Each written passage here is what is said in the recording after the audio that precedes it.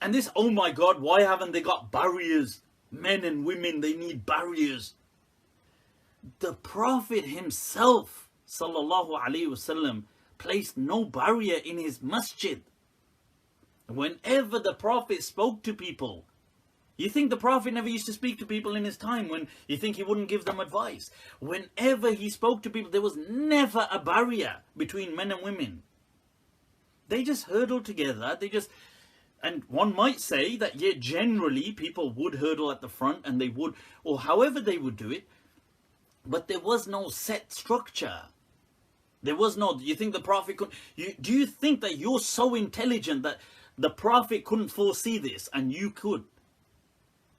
Oh, but people are corrupt today. They will, the people are corrupt today. You know, back then they were corrupt. What, back then, what? Men and women, what? What, they never used to have sex? Like what? Like what was it that we do today that they never used to do back then? Oh, I'm sorry. You can obviously see all this, that you're more concerned about the religion than the Prophet himself. The Prophet said, we will pray. He never even set a barrier for prayer. For generally meeting in the masjid, he never set a barrier. He couldn't envisage it. Do you know what Imam Malik said to somebody that made a suggestion about something the Prophet hadn't done? He said, you are telling me that you know more about goodness than the Prophet of God himself. So, stay in your lane, people. Just kind of take a moment and understand what's going on. You're chasing people away from a people were calling this God. The Mut'a cave. But you know, look, in all honesty, look, let's just be honest. Like, just because, a woman sits next, so on a bus is what? Just an orgy? Is that what's going on in a bus? Like anywhere where there's mixed.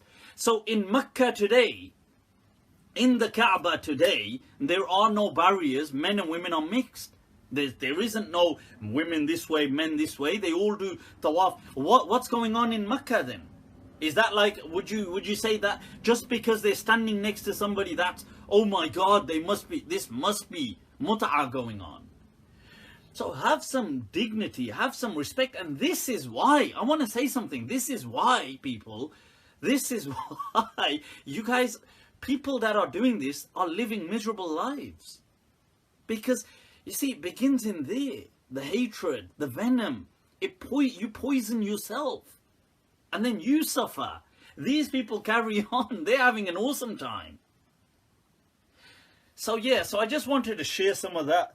I did see it and I couldn't really... I thought, you know what, that is a must. I have to speak on that.